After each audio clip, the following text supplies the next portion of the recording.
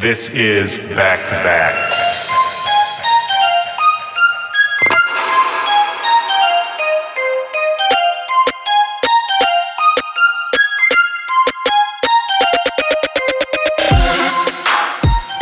Yo, what's up, back-to-backers? This is Willy Joy.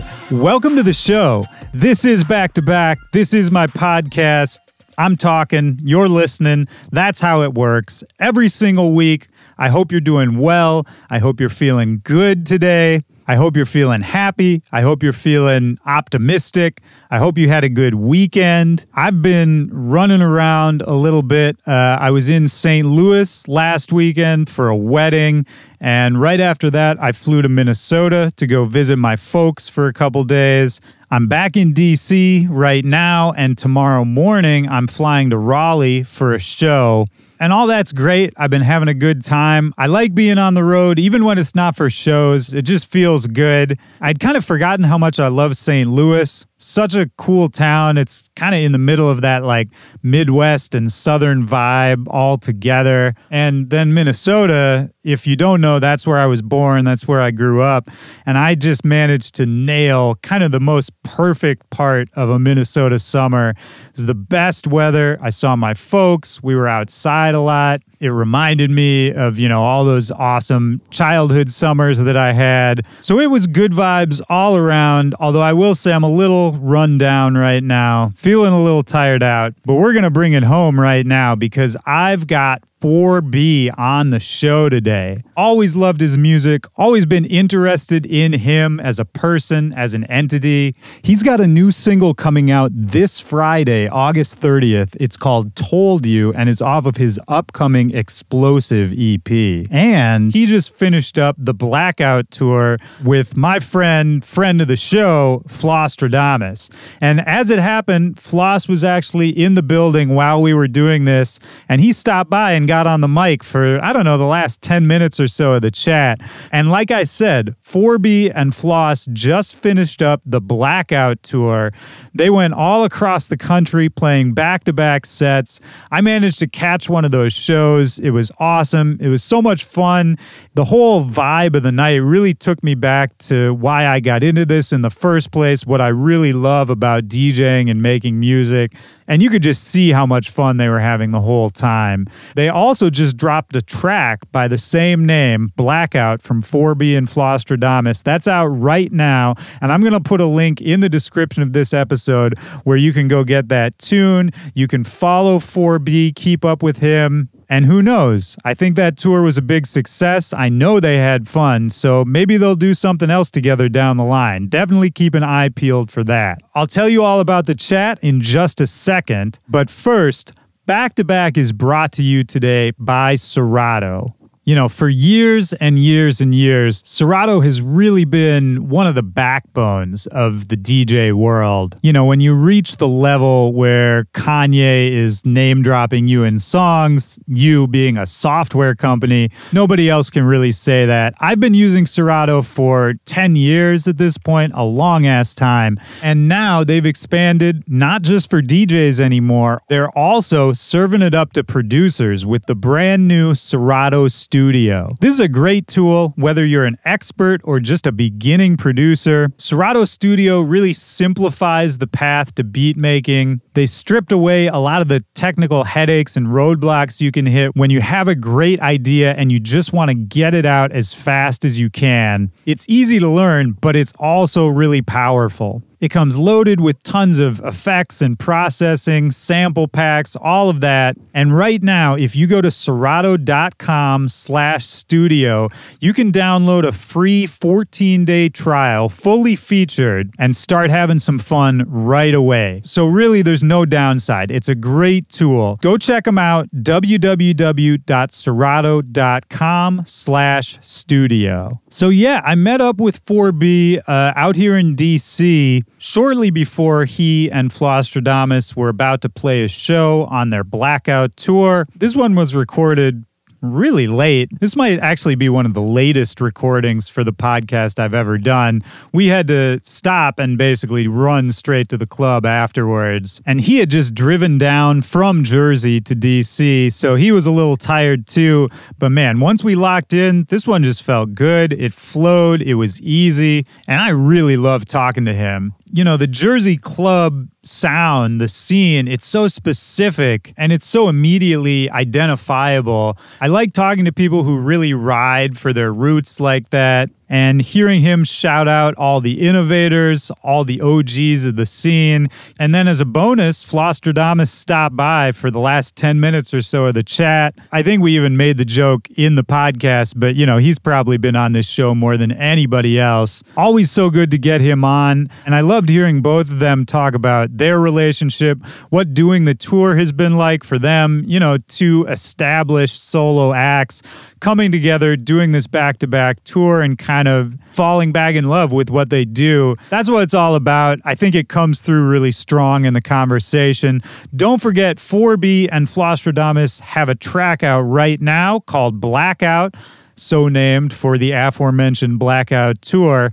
And I'm going to put a link in the description of this episode where you can go get the music, the tour dates, everything is going to be in that link. You can keep up with me as well. My name is @WillyJoy on all social media, or you can hit me up @BackToBackPod. If you like today's episode, I want to hear about it. So make sure to tag me in your stories, throw up a video, throw up a tweet, whatever you're feeling. We can connect. And every time that you make a post letting people know that you're checking out this show, that is the best way to help support us, to help Back to Back grow. And I always love interacting with everybody out there who's tuning in. Don't forget to subscribe to the show, leave us a rating, leave us a review. You can check out the Spotify playlist for the show. That's also going to be in the description of this episode. But for right now, let's get straight into it. This is me and 4B with a special guest appearance from Flosstradamus. We're going back to back. Let's go.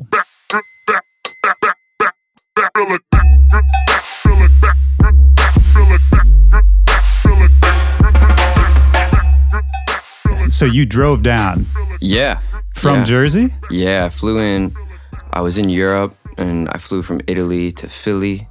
And then went to Jersey, was chilling for a night there, and then did the drive. Whenever I'm kind of playing in DC, I almost always try to like stop in Jersey and do the. It's only 3 hours. It's like not bad at all. Yeah, fair enough. Do you still have a place out there? Do you stay? No. I got so much family and friends over there though, so it's pretty easy. Word. What were you doing over in Europe? I went from Miami to Paris. I did Lollapalooza Paris. Then I did Perukaville in Germany. And then I took 3 days off and was just chilling in Venice. Sounds great, man. Yeah, it was great. How was Venice? I was just talking to somebody about how I want to go out there. It was so dope. I love Italy. I mean, you just eat. Yeah. That's just what you do. You just go out there and you eat. Well, someone was trying to tell me that like Venice specifically was like a tourist trap kind of spot now. It is so packed. Really? There's so many people. But, I mean, that's kind of like whatever to me. Yeah. You know? To be honest, there isn't much to do. That's the whole thing. Like, you go around, you eat, right. You drink. Am I right that you are Italian? Yeah. How deep do those roots go? Like, my family's from they're not from Venice or they're from other parts of Italy, but that's kind of why I kind of go back. But my family's like pretty Italian. Yeah. And I kind of those like traits kind of carry over.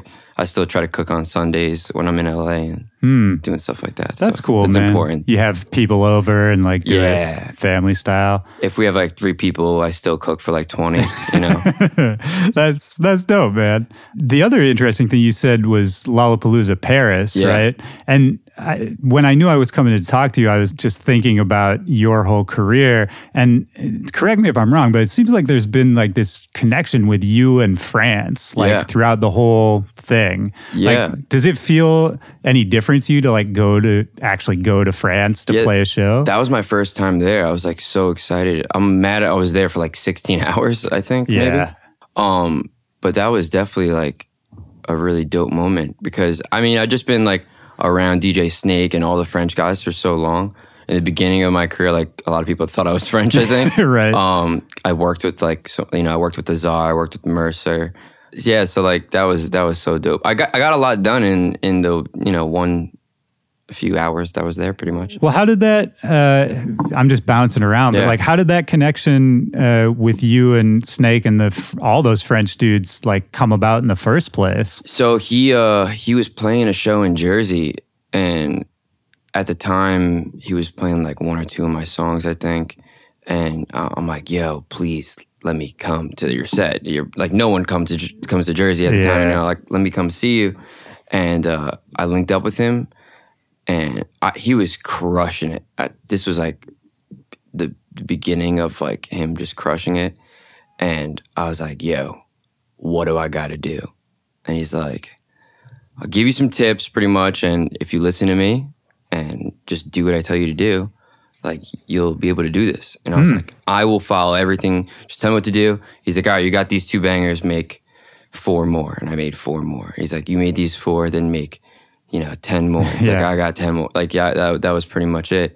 And then, just me meeting people with him and like, the other French guys and just. Well, because he kind of like took you under his wing a little bit, right? Yeah, definitely. What about, like, if you look back at it, what do you think made you stand out? Because I'm sure a million people were trying to get advice from him and get his attention. I think he knew, like, in the beginning that I had like this sound that no one else was really doing in the way I was doing it. And it wasn't like I was trying to make anything, I was just like making something. And I think he kind of saw like how to develop it a little bit and was just giving me tips in that way. Yeah. So maybe he saw the potential. Yeah. And you just saw that I was willing to like put in the work, I think, Sure. Yeah. Well, that's a big key right there too. And I mean, it's like Jersey Club to me, it's like an interesting comparison, right? Because Jersey Club is that like raw, kind of like untamed or like unpolished energy, you know what I mean? It's not like taught. It's meant to be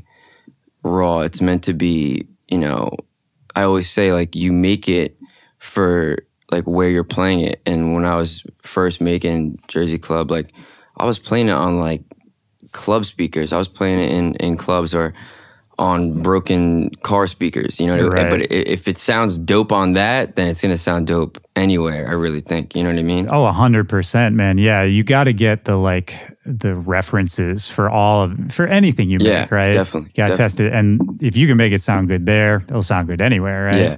We were making music for the club. We were making music for the people, that wanted to bump it at house parties. This was like such a genre that was for people like dancing, and then I took that and kind of, that's when the electronic scene was like super popping and trap was super popping and festival trap was super popping. I'm like, damn, what if like all these guys are making these festival trap remixes? What if I like just do some Jersey shit on the drop?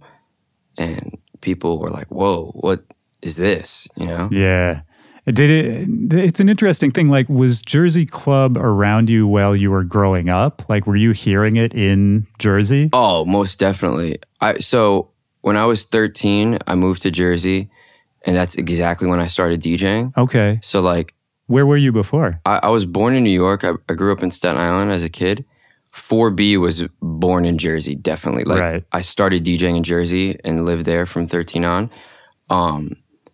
And basically, I was a huge hip-hop head. My parents are pretty young, and they were always into hip-hop, but I also loved, like, dance music. And I was listening, like, all my friends weren't listening to, like, dance music. They weren't listening to, like, techno or, like, any of these, even, like, old Italian, like, Guido dance songs. Yeah. It was, like, a lot of people weren't listening to it. And even when I was DJing early on, like, people weren't going to clubs, like, my friends or stuff. So I loved house music. I was like, oh, I kind of want to go play house music. So I go to this club called Abyss in Jersey.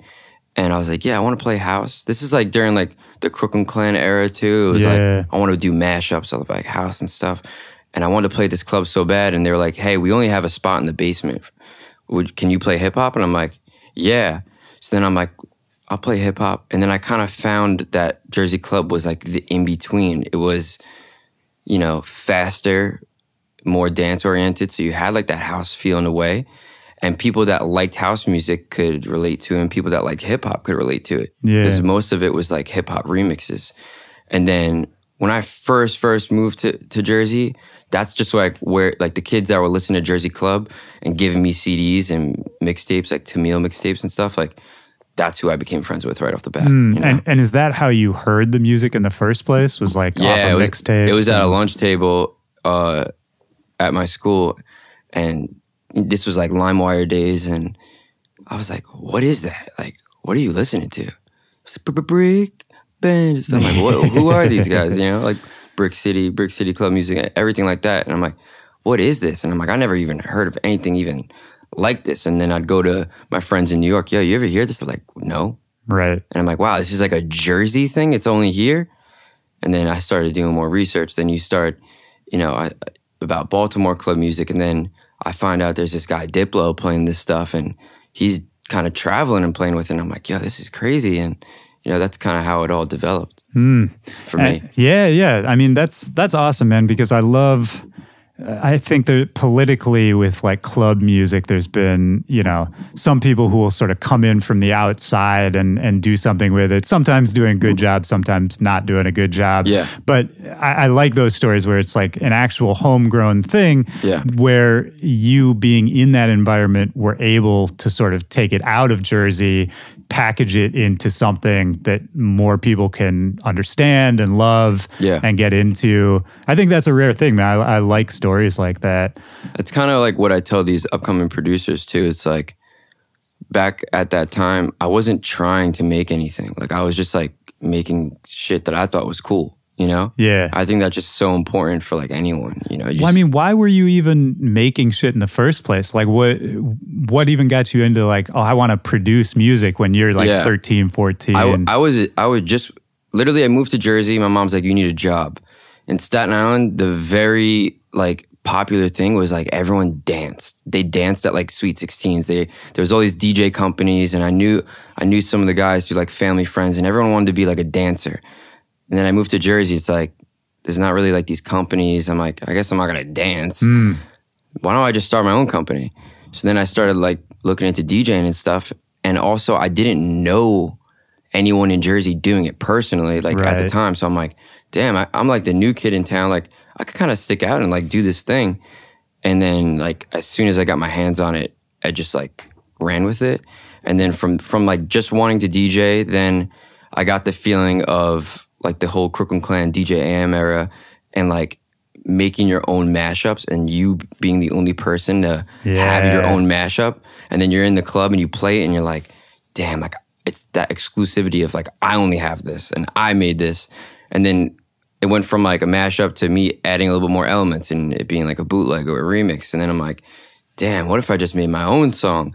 Then that is like even more exclusive. I just made this song that nobody has. It's mine, you know? Yeah. So were you DJing at like age 13, 14 out there? At 13, I was doing like birthday parties and shit like that. That's crazy, man. By like 14, I was doing like block parties and stuff. And then 15, I'm in the club. Like I'm doing teen nights all over Jersey and... Because I mean, probably even before that, like when someone's parents tell them to get a job at 13, usually that means like, you know, go deliver pizza. Yeah. You know what, too? It was like, I became obsessed with it. And then like, I'm talking like by 15, I was booked every single weekend. I was either doing teen nights every single weekend at multiple clubs, or I'm doing like a teen night and a Sweet 16, or a teen night and a wedding, or a teen night and I was booked like crazy. Wow. And my mom was pissed because she's like, this is cool.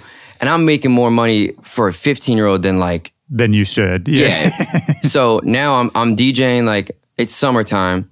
I'm DJing two nights on the weekend, but then like I'm like waking up at 3 and she was so mad. She's like, no, like you can't be doing this. And I'm like, why?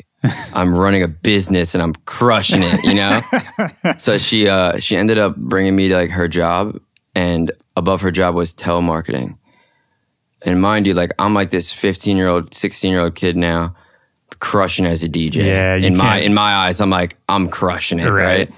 And she's like, no, you need to work. And I did it for like 2 weeks, and I like wanted to kill myself every day. Yeah, you can't put the genie back in the bottle. There like was that. a guy like with like an ankle bracelet next to me, and I'm calling people in like, I don't even know, like Seattle, like 6 a.m, like trying to sell them like vacuum cleaners or something. It was ridiculous. And if you didn't make a sale within like the hour, they sent you home. Like, this is impossible. Oh, shit. It was horrible. Bro, that sounds pretty rough. Yeah. I mean, when do you think your parents kind of came around to the idea that this could actually be like a viable career? There was a long period of this ain't happening, you know? Like, you need a backup plan. What kind of a student were you? What kind of a kid were you? How was school for you?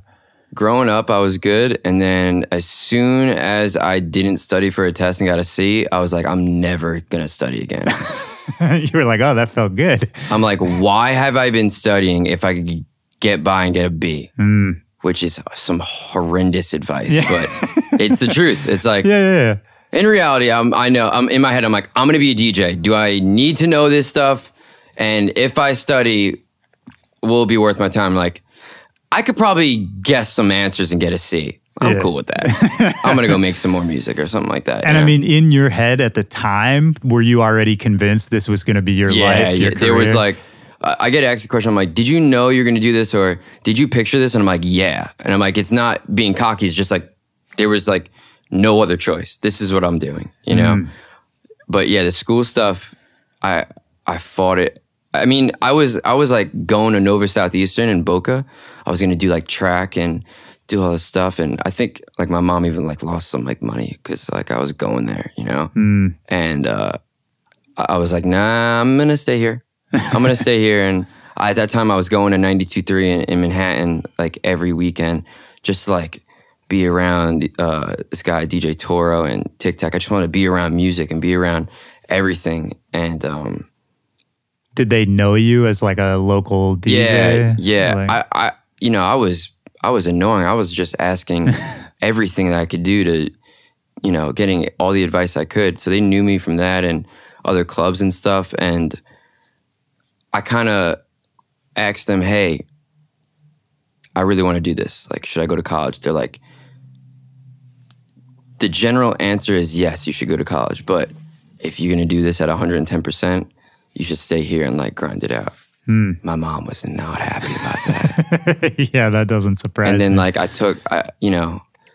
she was like, all right, I'll give you a few months to like figure it out. And then I went to a college in Jersey, but I just didn't go to class. I just went in the library and made more music. And I had like 3 places: the library, but I couldn't be blasting my music and my headphones too loud. And then I had 2 other places. I would like sit in the parking lot and plug in like the aux. Oh yeah. But then your laptop runs out of battery. So my number 1 place was Dunkin Donuts.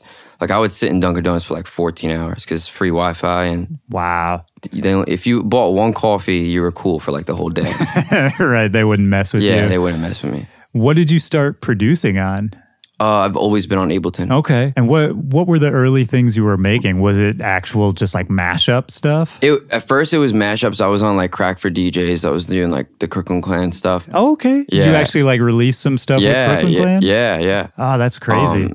I still like keep in touch with DJ Riz every now and then. Like those guys are still so like legendary to me. It's interesting to me, Crooklyn Clan, because they're like, that's such a New York East Coast like scene, but then they influence like worldwide culture. You know what I mean? Especially like in Asia and everything like that. Like everyone knows Crooklyn Clan. You know, they're so legendary. I don't know how they did that because they stayed so true to themselves. Like it still feels like a New York operation, a New York attitude. Yeah.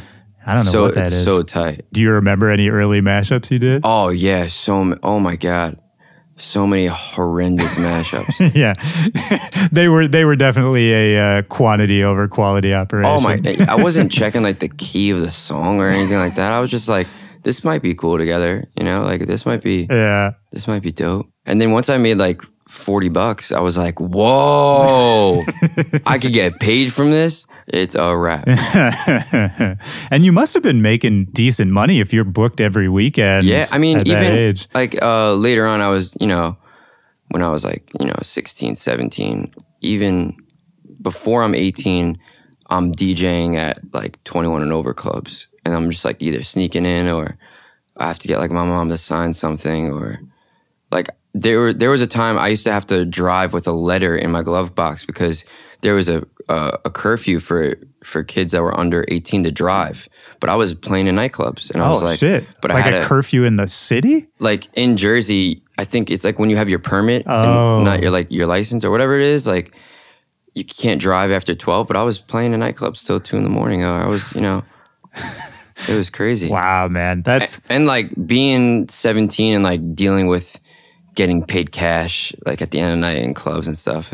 Yeah, I mean, did you have any experiences with like? I'm sure some people would try to take advantage of you business wise. Like, so it started early when I was like 15. I used to play this teen night, Ford's in New Jersey. It was called Fire and Ice. So popping. It was like 300 people crushing it. That sounds great. I also brought so I was like the promoter first. I was like, hey, if you bring some people, you could play type thing. So I brought like 200 kids. Like it was like my thing, So he's like, yeah, I'll pay you whatever. I don't know what it was, $3 a head or something. Yeah. Shit like that. And the first night he didn't pay me. And I'm like, okay, like I just want to get my foot in the door. Like right. I'm 15, right? Second night, I bring even more people. Doesn't pay me. My dad sees me like come home the next day. He's like, yo, how was the show? You good? Yeah. I'm just bummed out. Like, this guy's not paying me. Like I'm bringing 200 people. He was like, wait, what do you mean he's not? You played there twice. Yeah, he's not paying me. This is like a grown man, right. Running this teen night. And he's like, my dad's like, okay, you're playing there again this weekend. If he doesn't pay you again, just call me, okay? Just call me. So same thing. I bring like 200 people. And at the end of the night, I'm like, this guy better pay me, man. I'm DJing now. I'm everything. Hey, yeah, I don't got money to pay you. Yeah. So I'm like, all right, let me just walk outside. Hey, stay here for a second. Let me walk outside. So I walk outside. I'm like, hey, Dad. He's like, I'm 5 minutes out. And like, that was like, it wasn't even, like, he already knew, I guess. Yeah. So, I mean, this guy was probably just taking all these like little kids' money and everything, obviously. And I mean, he was probably making a few $100 even, sure. Running his own little hustle. Robbing kids, right? And my dad's probably going to kill me to tell the story, but whatever. He he shows up and he's like, hey, take a walk with me real quick. And he like kind of like puts him on a light post. Yeah. And the guy like full on like cried real tears. Oh, man. and the owner of the club came like running out and he's like, hey, I'm firing him because I know how much your son brings. He's like, I'm going to let him run the teen night. Oh, shit. And then I started running the teen night. And then that was it. It was my party, Man, that's wild. Were you must have been a pretty social kid then to have all those connections, be able to bring that many people. MySpace was popping. I was adding everyone. And True. I'm telling you, like, my school, I had maybe 1 or 2 kids from my school come with me. I was networking like crazy. I was in the malls handing out flyers every weekend. I was making CDs, T-shirts, everything. Yeah. I was insane. Where do you think that drive comes from? Because you're talking about, the MySpace promotion. Yeah. You're talking about when you meet DJ Snake, you're like, what do I got to do? You make 20 tracks. You go to the radio station all the time. Like, where does that drive come from? It's definitely 2 things. It's one, proving people wrong and like the fear of being wrong, and also like people doubting you and you're just like want to prove them wrong. So were there people in your life that you just felt I think my parents were, being good parents and being worried. And sure, of course. I just didn't want to be wrong. Yeah. I was so sure. Yeah. Because growing up, you think you're right about everything, and then you're like, I'm 99% wrong. But Right. I'm like, I'm going to be right. Well, and that's a big thing too, right? Like, at least for me, like disappointing my parents would be like the worst. It's still to this day, like the worst feeling in the world, even if it's like some stupid thing, I would do anything to I'm so not. competitive too. Like, I just hate being wrong. Right. And like most of the time, like I'm the type of person that I might know no info about what you're telling me, but if I in my head think you're wrong, I'm going to be like, I'm right. You're wrong about this. And I don't even know what you're talking about. You'll just go to bat. Yeah. So I think it was that, and it was probably money. And not that I think like money drove me, but I remember first time I ever went to Vegas, it was EDC. Was it? Oh, no. First time I ever played Vegas was EDC. I was like doing shows here and there. That was such a big show for me. It's 2015. Your first EDC. Yeah, first EDC. And I'm with Snake, and my dad came with me.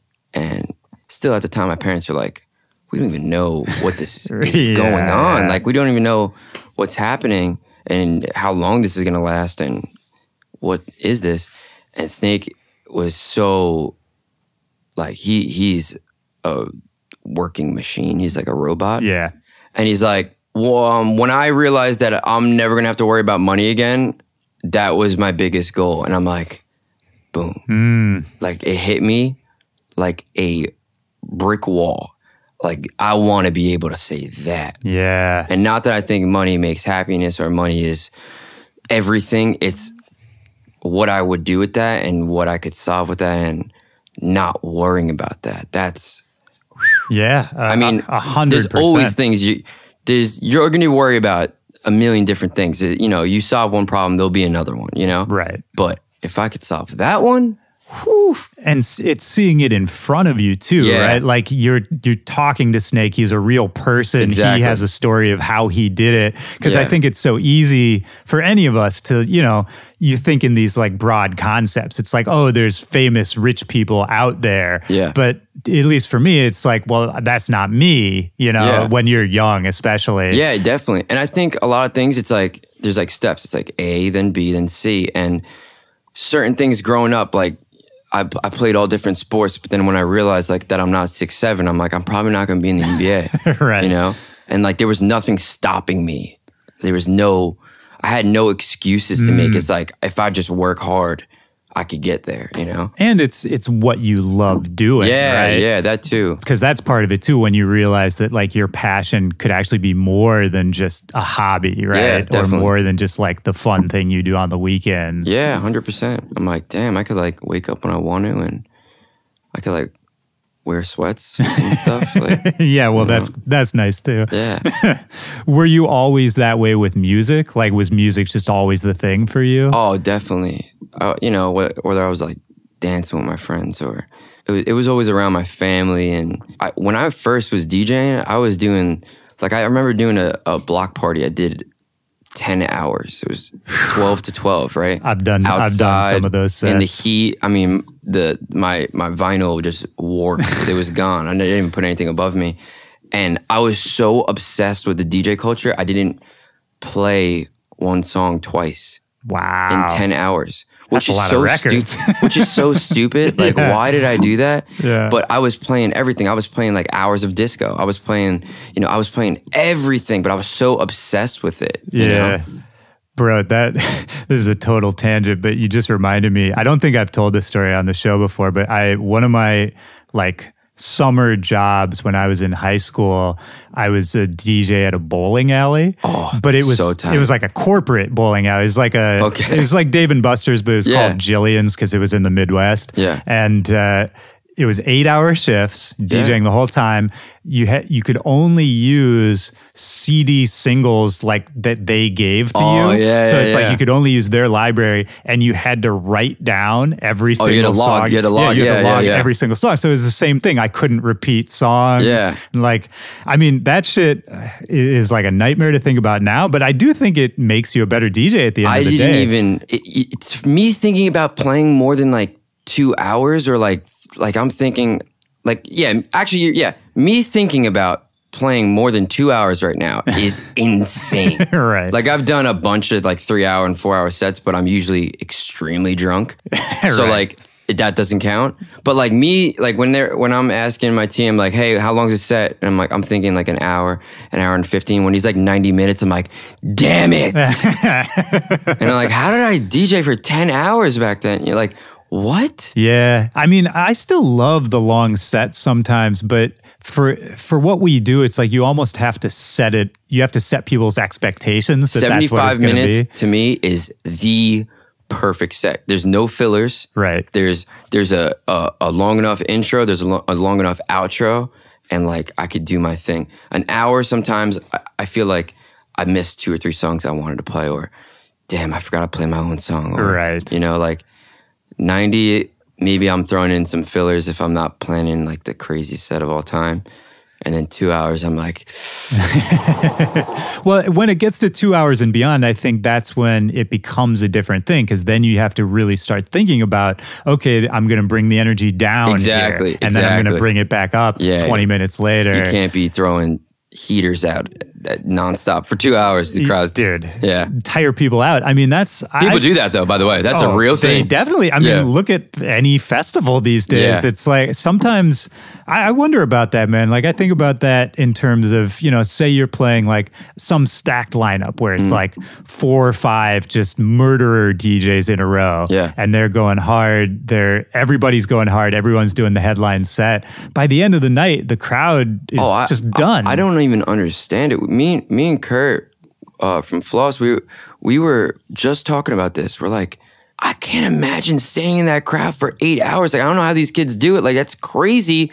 And also, the gift and the curse is like, yeah, like I'm playing later set times, I'm making more money. But damn, when I was playing these earlier set times, I feel like they had a little bit more juice in them, you know? And I'm thinking, I'm like, damn, like, am I whack? Are my sets whack? And all of a sudden, I'm watching these other dudes. I'm like, no, these kids are tired, bro. It's hot out. Yeah, dude. You're on concrete. After my hour set, I'm sweating and I go sit down. 100%, man. It's crazy. Yeah, and it's tough to like. I don't know how we change that culture too, because of course, like if you're at a festival, everybody wants to do the headline set. Everyone wants to go 100%, do their thing, make an impression. But when everybody's doing it, to me, it ends up like I can't even remember individual sets anymore. To be honest, I think what changed that was these mega festivals. And they're the huge ones that obviously are amazing, like the production. Oh, like, yeah. People travel literally from all over the world. Like, that's amazing. But the only difference is the smaller festivals back then were almost crafted like a nightclub. Yeah. They were built up. Yeah, there's a flow to the night, the way it's scheduled. It's so...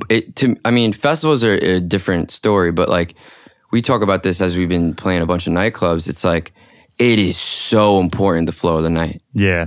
I mean, it changes how the crowd thinks about your set and how they react and how they feel. If you have some dude playing rhythm for an hour before you, like, it's going to be different from the dude that's playing house an hour before you. You know what I mean? It's true, man. You got to go in there and, like, reset the energy off of the bat, which can be hard to do. You know? we installed a changeover time because I think... That's great. I think they just need... to chill. No, I love that, man. 10 minutes of silence or whatever it is. That's great. Play some jazz. Dude, 100%. Some Rick Astley. I mean, I love that, man, because I think some people get afraid of like bringing the energy down or like having a quiet moment. Yeah. And whether it's in between sets or even just in your set, like... I enjoy that. Dude, the more you embrace it, the more you're rewarded for it. Exactly. So like, a lot of the times, I just played this show, and it was nothing against the guys playing before me, but they were just slamming it out. And some of it was like their music and stuff, but they're playing like crazy dubstep, and it's hot out, you know. And I'm like, damn, I'm scrapping my intro. I'm not even playing this. Yeah. And the promoter's like, these kids are going off. I'm like, yeah, but watch this. And he's like, what? And I go on and I just stop the music. I'm like, everyone, drink some water. And then I played hip hop for 10 minutes and it went crazy. Yep. And what that does for me is like, if I feel like I got that crowd in my hand, it's a wrap. Right. You know, I could just take them wherever I want from there. And a lot of times resetting it, maybe I'll play some house or maybe I'll play some hip hop just to reset it. It could work 2 ways. Either you lose them and they're gone, or you are able to build it again, you know? And that's like as a DJ, that's the best feeling. Oh yeah, dude. And that's, I think, one of the few advantages that people who started as a DJ still have left is like, you can adjust on the fly like that, you know? Yeah. Because I'm the same way. Like I DJ'd for years and years before I ever started producing. And for a while, like I even resisted producing. I was like, well, why do I have to do this? Like, oh yeah, I mean that was like there was like a time period of like when that happened. I remember like yeah, man, the transition from like mashups and then like you need to produce all of a sudden. Yeah, man. You know, I think a lot of these open format guys are still like almost struggling with that fact. Yeah, and what I kind of talk to them about, it's like you don't need to. But it's like, if you don't want to, you might not be, you know, going to the next step. So it's like, are you going to fight the transition or are you going to fight to adapt? At the end of the day, like, this is a business for me. So like, whatever it is, man. Yeah, 100%, man. And for you too, it sounds like you got the bug for like club music early on, right? And I feel like once you sort of find your lane or like find, you know, the one place that feels like home to you, then you can go crazy after that, right? Oh, yeah, exactly. How did you get into like the Jersey club scene? So, I mean, you're out there, you're DJing a bunch, you're starting to produce a little bit. When did you like meet, you know, the Brick Bandits guys and like the people, like the originators of the sound? I was emailing them, and then it went from that to like the club I played at in Jersey was like the biggest teen night when I was a teenager, right? So everyone knew that, and then I went from there to I started throwing events and doing my own parties, and then also just DJing. Like I used to play this Sunday party in Jersey. This is like later on, maybe when I'm like 20, in Elizabeth, New Jersey, and I was with like a lot of the Hot 97 guys and a lot of them, and just like I was right there, like where I went to high school was probably like 15 minutes from like Newark, and I was always in Elizabeth, and I was, you know, so I was kind of always around it. I remember linking with Slink, like, I want to say 2009 maybe, or no, maybe 2008, something like that. Yeah. And I booked like the guys like J Hood, and I even booked Tamil to play with me like at a bar, and I just like wanted to DJ with them. Like it wasn't even about them like making music. I just wanted to DJ with them, and then we always kept in touch. And then I used to throw this party in Elizabeth on Tuesdays. It was like, it held maybe 50 people. And I used to just have all of them come through, and we used to throw parties. I even had like Todd Terry. Yeah. He used to just come hang out. He used to just come hang out. And I still think like, that's like the dopest thing ever. Even Alvaro from the Netherlands, he like flew in, just like hung out because really? I mean, there was maybe 10 people there, you know, but like we were just doing something dope. I had Astronomar and Neoteric from Main Course. I had them play, and I was losing money every Tuesday, but it was it didn't even matter. You know, I booked J Hood like we did a teen night together, and the parties were just so crazy. There's this dude, Mike Gipp, who's like this Jersey club legend. He was like in the newer generation of Jersey club. And he's still like so legendary. Yeah. He's actually locked up right now, which like in a way made it more legendary because everyone's like, yo, free Gipp, bro. Because his music didn't like pop until like after almost. Yeah, that's the way it goes sometimes. And now we look back at these records, we're like, yo, this dude was so ahead of his time. But I think I booked him for like his first show, you know, like, and all those, like, like a lot of those guys I just kept in touch with by throwing events. And well, yeah, I like that story because you actually like you contributed to the culture and like you were part of the community, you know? Most definitely. Like that's something I preach about all the time, where it's like you don't just show up and be like, I want to be part of this. How it started, like, yeah, man. Back to what you were saying was I saw Brick Bandits Jersey at the Mad Decent Block Party, and it was like 2006. I was seeing videos and I'm like, whoa, this looks crazy. This guy Diplo's there. This is like a whole thing. It's Philly. And then I knew about Philly Club. I knew about, you know, DJ Sega. And then I knew about Baltimore. I knew like Scotty B and all these other guys. And I'm like, damn, this is a whole thing. Yeah. I'm like, I need to be a part of this. You know what I mean? And that's why, like, fast forwarding to last year, I did the Palladium. And they're like, hey, you know, Palladium sold out. we want to do a pre-party. Like, we'll pay you whatever to do this party. I go, take that money. I don't want $1. I want you to fly these 10 DJs from Jersey out. And they're like, what? I'm like, I want you to fly these 10 DJs from Jersey out. And we're going to do an all Jersey club party in LA. No other guys DJing but from Jersey.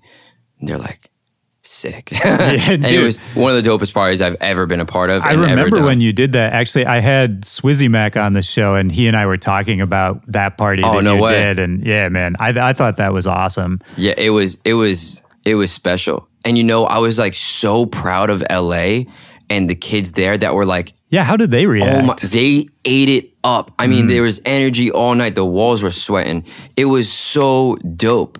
And at the time, this is like last year, and SoundCloud started removing all these songs, right? Yeah. Jersey Club is so like fueled by remixes that so many of these dudes got their accounts deleted, and Jersey Club as a genre took a hit because why am I going to make this remix if I can't put it out? I mean, it hit me too. Right. Like, I was like, I'm not going to remix a song. I can't even release it. Well, and Jersey Club was so based on remix culture and sampling. 100. So like at that time, like I think a lot of people were not inspired in that party. Like I said, guys, like we got to work together. We got to like, you know what I mean? Like whatever I could do to help, Yeah. Because if you pop off, if one guy gets bigger, this guy, like it just makes all this bigger, Right. I mean, that's something I wonder about all the time is, these like regional sounds, right? And these cultures. There's so many examples of people kind of coming in, taking that style and then sort of leaving the originators behind. Yeah. You know what I mean? And it's one of those tricky things because you don't want to change the sound. You don't want to change the culture, but you do want to like give the roots of it its due. I think that's so important. I really do. And I never felt in the position like, oh, I owe someone, but I just care about it enough that like I want to educate people. I want to like tell you what inspired me. And that's why like I still, I'll catch up with Tamil every now and then because I'm like, yo, this guy was doing this. Oh, man. Forever. Yeah. I still remember those early Tamil records. This is like to do that at that level with nothing that we have now is crazy. That's true too. Like, yeah, none of the same like equipment, capabilities, all that. Social media. True. Like all that stuff. Like it's so inspiring, Yeah, man. Do you see a way that, not Tamil specifically, but kind of like guys from that era or even just the sound, how do you bring it out of Jersey? How do you give it to the world? Whenever I talk to a lot of these other guys, I'm like, more music, obviously. Yeah. Consistency. Nowadays, branding and marketing, like all that plays a part. That's a big thing too, right? Yeah. You could have a cool song, but if you don't have a just as cool follow-up or insane song follow or just like have an image behind you, like the odds are against you. You know what I mean? Like all that matters. It can't just be one song. I mean, a few years ago, you could have a dope edit and get some shows, that can't happen no more, And I think right now we're just in like this transitional period with music and with shows. And right now, nightlife on the East Coast is real weird. Is that right? Yeah. I mean, like East Coast specifically? Well, if I'm just talking about Jersey, New York, growing up, there was nightclubs everywhere. And it's funny because when there was competition, nightclubs were fighting over nights and right. And all of a sudden clubs started closing and the clubs started emptying. It's like, damn, you don't have competition now. People aren't going. And I think it was a bunch of things. It was a hurricane. It was clubs closing. It was people getting older. It was a wave, like a generation getting older and getting out. It was a bunch of things. And were you DJing there during the hurricane? I was in Jersey, DJing, and that was like my first lesson on like living paycheck to paycheck because I thought I was crushing it, making like $500, and then all of a sudden I don't DJ for 2 weeks because the hurricane, and I'm like, I'm broke, So like a big club closed, and then all of a sudden like the scene changed a little bit, and then another club closed, and another club closed, and all of a sudden it was like happening faster than ever. And then you see like Pasha in New York closed. You see Right. all these clubs just going away, and bottle service takes over, and the whole club thing just completely flipped. And how did you personally like get out of that hole? Like, what was the next step? Started touring. Yeah. And now I play in Atlantic City a bunch. I play like maybe 5 times a year. And when I'm there, it's fucking crazy. It's like hometown vibes. My guest list kinda? is like on a trillion. And it's just a shit show. It's like my favorite thing ever because I'm literally DJing for all my friends. Like that's what it is. Right.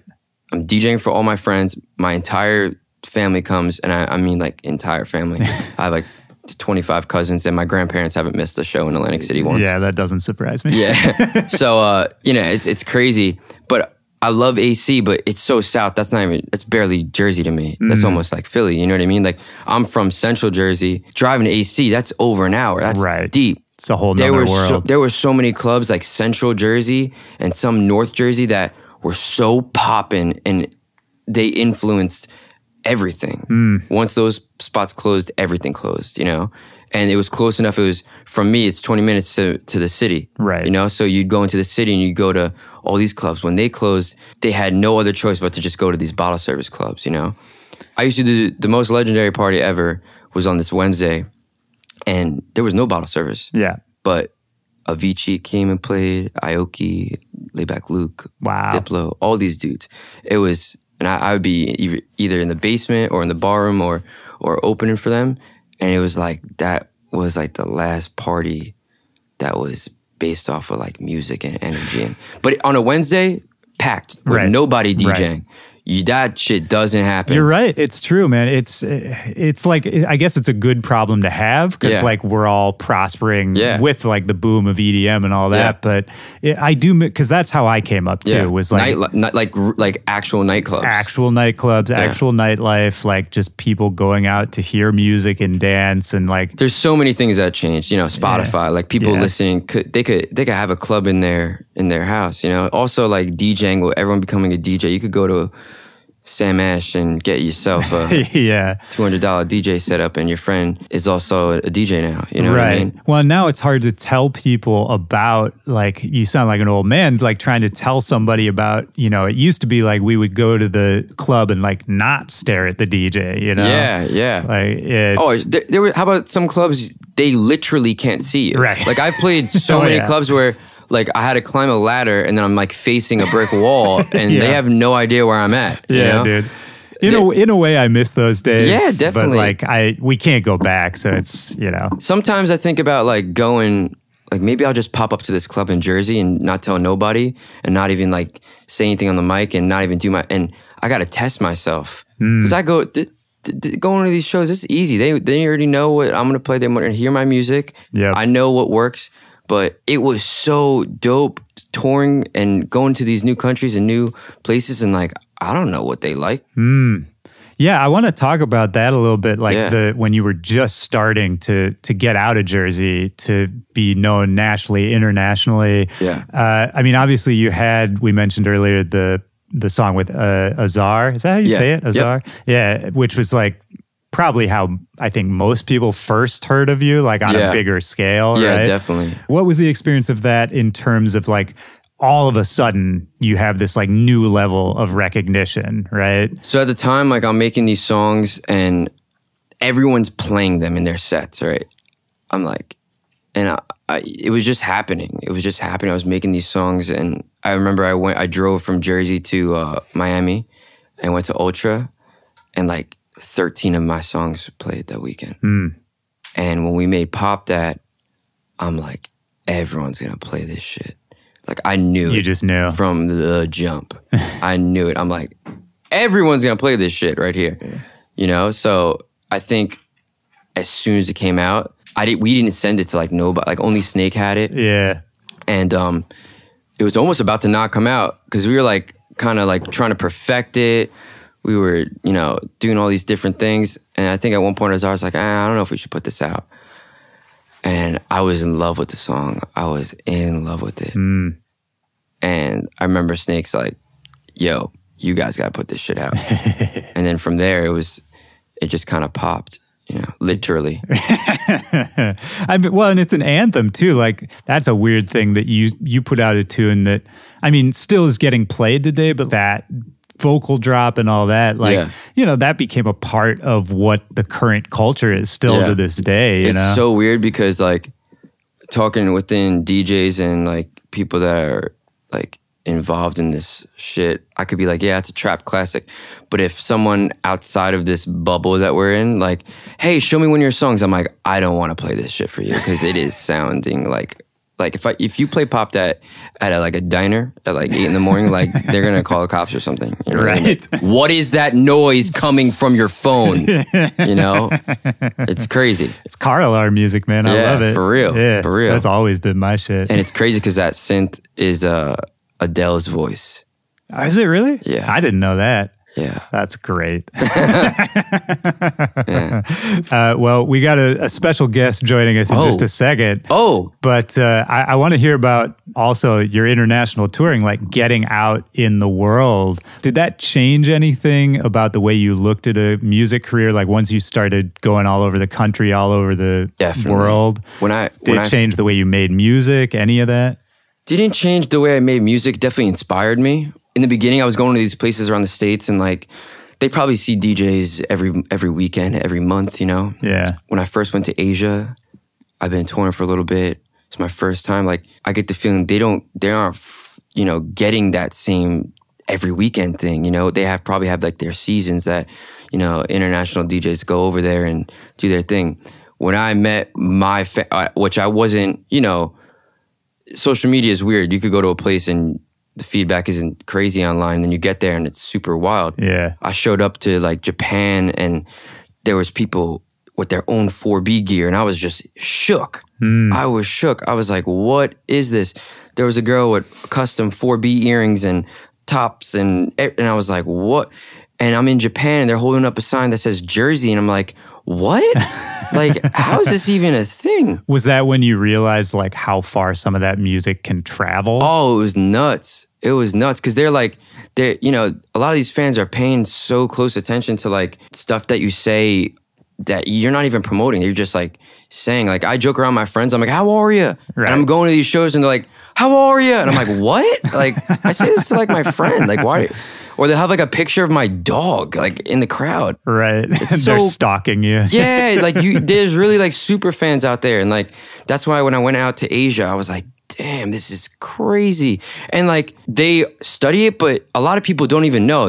I remember going somewhere, they're like, yeah, Jersey's a part of New York, right? Like they don't like right. But if you ask me about a city somewhere, like I'm not gonna know. I don't expect you to know this. And did you just love the lifestyle right away? Like, the flights, travel, different I eat everything cities. too. I eat everything. So like I was going out there and munching and just doing everything. And I love that. I mean, I was just going to say I used to party really hard, but I feel like you kind of still do. Yeah, that's what I was going to say. That hasn't changed a bit. The Blackout. Yeah, maybe that's the perfect way to bring in our special guest here. Can I set the mood for everyone and just tell them how we're... Please. Okay. I wanted to back-to-back this mic with you. Hey, chill out, all right? We back-to-back nothing. All right, so me and Flosstradamus are sitting very comfortably on a bed. Second time we've spent time in a bed. And that's it. There it goes. So we got special guest, Flosstradamus. Flosstradamus. What's good? My 8th time on the podcast. Let's go. Dude, most valuable podcast guest. I've been on, you are seasoned. Oh, yeah, baby. I'm his Andy Richter, if y'all are familiar. Dude, first of all, thanks for having me because I'm so pumped because I've been recently getting into like podcasts. Oh, that's great, man. Like I'm really into it. Yeah. Hell yeah. When I say really into it, I listened to 2 so far. Well, now you have a 3rd, back-to-back. Bang! Willy Joy. Yeah. I'll send you some more, man. I'm all about that life. Please. But Kurt, we're just talking about like partying, touring, going hard. And you and I have gone through various cycles of this in our careers, right? Yes. So when you guys tour together, right? where does the line fall, right? I'm so happy you guys. Well, I'm kind of worried right now. First of all, you guys said cycles. I'm waiting for the first one. Yeah, my man's over here is still partying. How do we draw the line? Well, he takes the weight when it comes to partying. But I'm saying, can you like if you're touring with him or just with somebody else with different energy than you're used to? Yeah. Like, are you able to loosen up and kind of get a different for vibe sure, of man. it? He gets loose. I get loose. I mean, I might not turn up on the partying side of things, but I definitely like get into my youthful side with this man right here. He's definitely brought the young Kurt back out. He came out the woodwork. Well, because I remember you posted like a really nice thing on... That wasn't nice. To be honest, I wrote that. Yeah, Bobby wrote that. You're ghostwriting his I was like, tweets, yo, yeah. you should write a funny caption for the story. He wrote that. I was like, all right, I'm gonna post this. Can't not post it now. Yeah, man, so sentimental about yourself. But no, I mean, jokes. Every now and then you do a little turn up, just like a little one. Yeah, a little bit. But yeah, I mean, what I did, go to my Instagram at Flosstradamus, double tap that post. Double tap it. Hey. but that was some real shit, man. Like I definitely I was really, really bumming out before this tour. I was really, really like down and out. And then we had this on the docket, and I was like a little just like, anxiety for the shows and stuff. And like seriously, the first night in, we were clicking, and then every show after that, it just got better and better and better. And it was almost therapeutic for me to like do this tour. I'm a lot better. Thank you, Bobby. I'm a lot better of a human than I was 2.5 months ago, whatever it was when we started this. And it inspired me so much to like break me out of like this cycle that I was just like doing this everyday thing and not like reinventing anything and just like kind of taking for granted like what we're doing. And me and Kurt got up and he's pushing me and I'm pushing him. We're getting inspired and like having fun, and we're making these edits, and we're probably like overdoing it because we're like matching words up and shit. But I'm like, yo, this is fucking dope. Yeah. I'm like, maybe no one's gonna appreciate this, but like I appreciate this on another level. You know what I mean? Dude, and the DJs and artists appreciate that too. Yeah. Kurt's been on the crazy edit game for a while. Yeah, like, insane. Old man.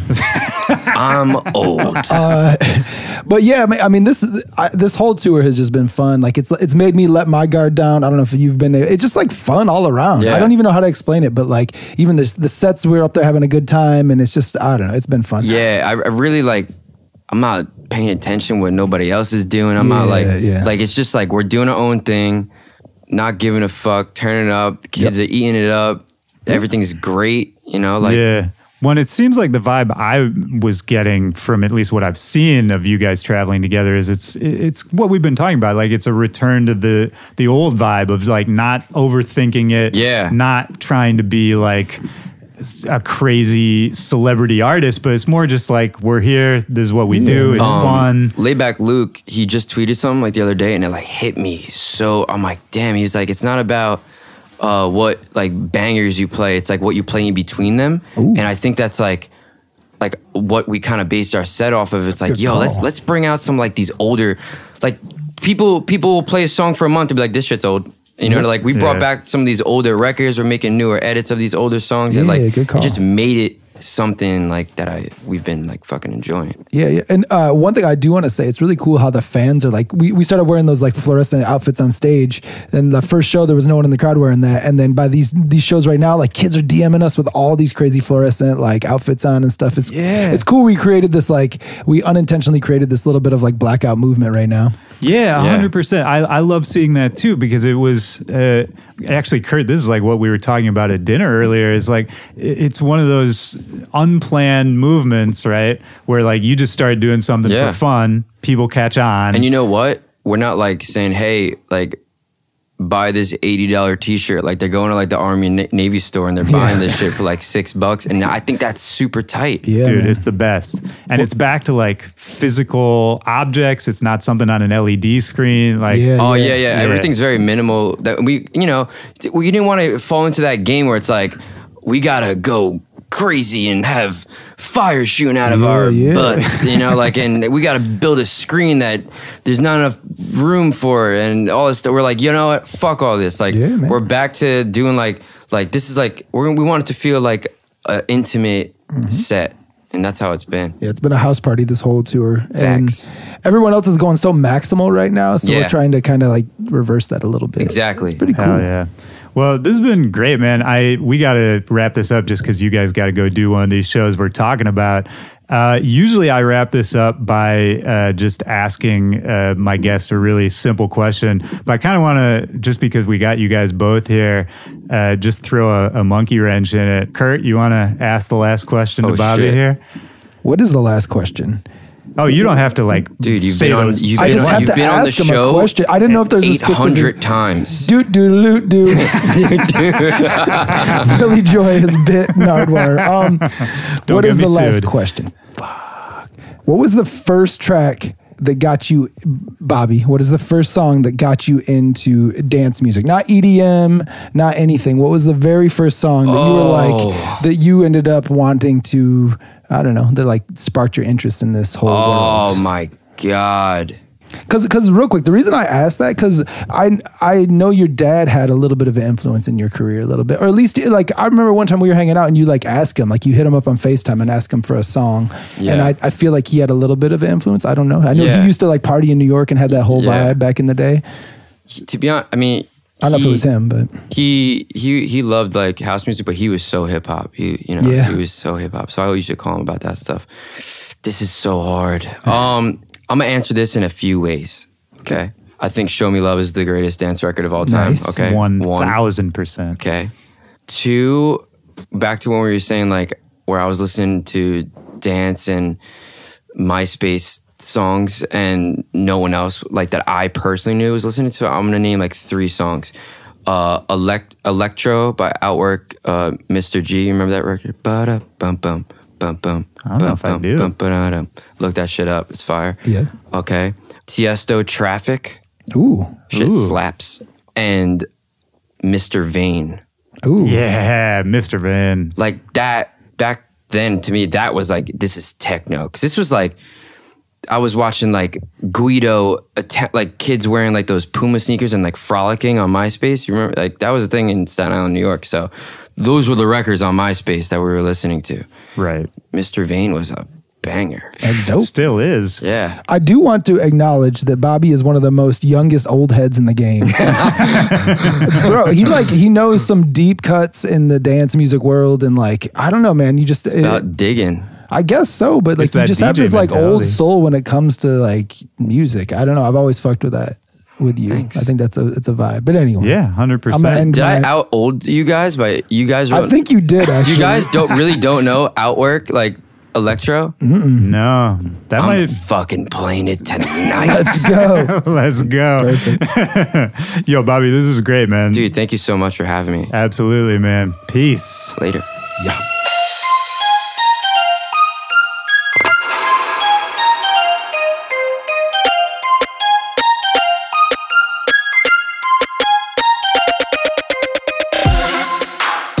All right, that's the show. Shout out to 4B. Shout out to Flosstradamus for stopping by for those last couple minutes. Don't forget, 4B and Floss have a track out right now called Blackout. The link is in the description of this episode to go grab that and keep up with them. My name is Willy Joy. You can always keep up with me at Willy Joy or at Back to Back Pod on all social media. Or if you want to email me, send me your questions, thoughts, comments, concerns. Send me some erotic fan fiction. You know, whatever you're feeling, it's backtobackpod@gmail.com. That's it for this week. I hope you enjoyed it. We've got some great episodes coming up for everybody out there. Until then, have a good one. Take care of yourself. Take care of the people around you. And I will talk to you next week. For Back to Back, this is Willy Joy. Peace.